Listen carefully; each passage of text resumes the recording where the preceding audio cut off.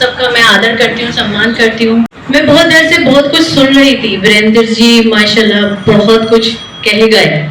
अगर आप लोग समझ गए हैं तो संगठन बनाने पर जोर दिया जाए। संगठन बनता है, संगठित होता है जहाँ पर भी जिस देश में जनता उजागर होती है, जागरूक होती है, वहां पर पॉलिटिक्स का गेम जो है वो जनता के बीच में नहीं होता जैसे हिंदुस्तान में हो रहा है। हम देश की राजधानी दिल्ली में उपस्थित हैं और देश की राजधानी दिल्ली से जो ये गूंज है ना, ये आवाज है, बहुत ऊपर तक जाती है। पार्लियामेंट यही है, असेंबली यहाँ है, यहाँ राष्ट्रपति भवन है।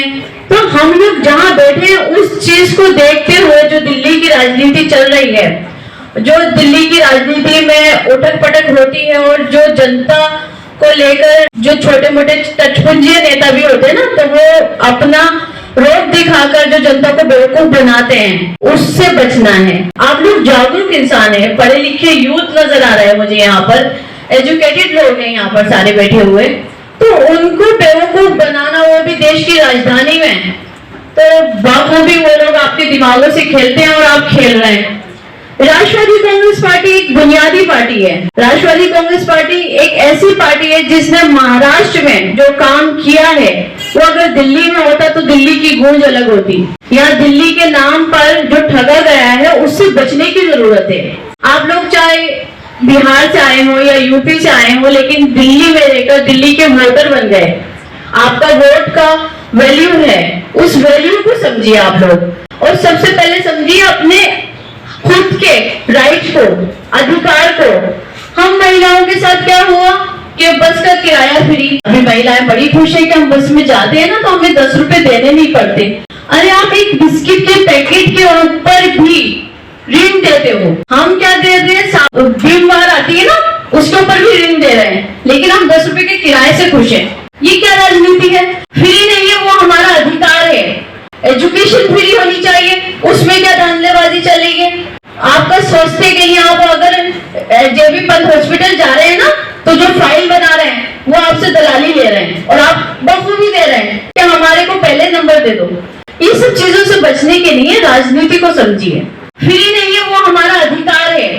एजुकेशन फ्री होनी चाहिए, उसमें क्या धांधलेबाजी चलेगी? आपका स्वास्थ्य के लिए आप अगर पंत हॉस्पिटल जा रहे हैं ना, तो जो फाइल बना रहे हैं वो आपसे दलाली ले रहे हैं और आप बखूबी दे रहे हैं कि हमारे को पहले नंबर दे दो। ये सब चीजों से बचने के लिए राजनीति को समझिए। राजनीति ये नहीं है छोटी छोटी चीजें, आपकी वोट की बड़ी वैल्यू है। आप लोग क्या करते हो, पार्टी को देख के वोट देते हो। आप आपका निगम पार्षद चुनो ना, आम आदमी पार्टी को दे दो, कांग्रेस को दे दो, बीजेपी को दे दो। अरे आपके नुक्कड़ का नेता होना चाहिए, आपका अपना नेता होना चाहिए। आपको उसे बनाना है, ना कि आपको पार्टी को बनाना है। ये सोचने की यहाँ से जरूरत है। आपसे गेम खेला जाता है, उस गेम से निकलने के लिए ना आपको राजनीति समझनी चाहिए। जैसे हम डॉक्टर बनते हैं, इंजीनियर बनते हैं, हम क्या करते हैं, पढ़ाई कर रहे हैं, हमारा बेटा डॉक्टर बन रहा है। अरे नेता बनिए, पैदाइशी नेता बनिए, समझिए चीजों को। आपके दिमागों से खेलकर आप दिल्ली की, देश की राजधानी में बैठकर बेवकूफ बन रहे हैं।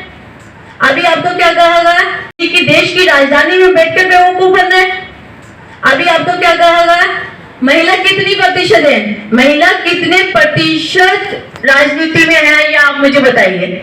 महिलाओं के नाम पर कितना करप्शन है, कहाँ महिला निकल रही है? और महिला खुद भी नहीं निकल रही है, उसके परिवार के लोग भी नहीं निकाल रहे हैं। अभी तक हमारे देश को आजाद हुए 75 साल से ऊपर हो चुके।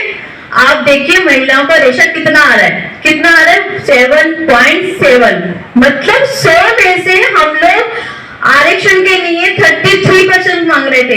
हमारी पार्टी ने सबसे पहले आरक्षण की आवाज उठाई कि महिला को इतना पार्लियामेंट में आरक्षण मिलना चाहिए। आपके घर में, परिवार में कितनी महिलाएं? आप एक बंदे होंगे, 2 बंदे होंगे तो 3 तो महिला होंगी, एक बहन भी होगी, मदर भी होगी, पोती भी होगी, नाती भी होगी, सब महिला होंगी नहीं होंगी? उसके हिसाब से आप 50 नहीं लेते, 33 ले लीजिए। 33 में कहाँ आ रही है आप? 7.7 महिलाएं। क्यों, कहाँ है आप लोग? और आरक्षण के नाम पे क्या होता है, महिलाओं के नाम पे क्या आपको वसूला जा रहा है, उस चीज को देखिए आप लोग। तो मैं बहुत ज्यादा तो नहीं बोलूंगी क्योंकि आज ज्वाइनिंग है, आप लोग शायद दोपहर का टाइम है, लंच का टाइम, लेकिन मैं इतना जरूर बोलूंगी, राजनीति को समझिए। वो अपने बच्चों में आप एक ब्लड में दीजिए।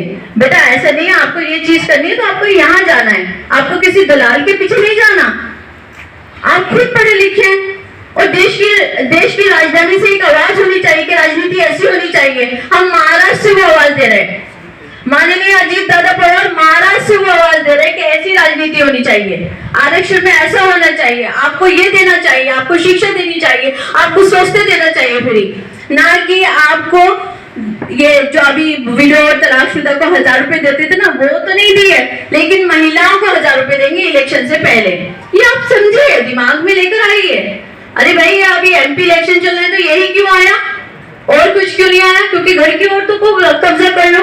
तो इन सब चीजों से निकलने के लिए हम लोगों को, मर्दों को भी, महिलाओं को भी, जो भी एजुकेटेड लोग हैं उनको समझना चाहिए।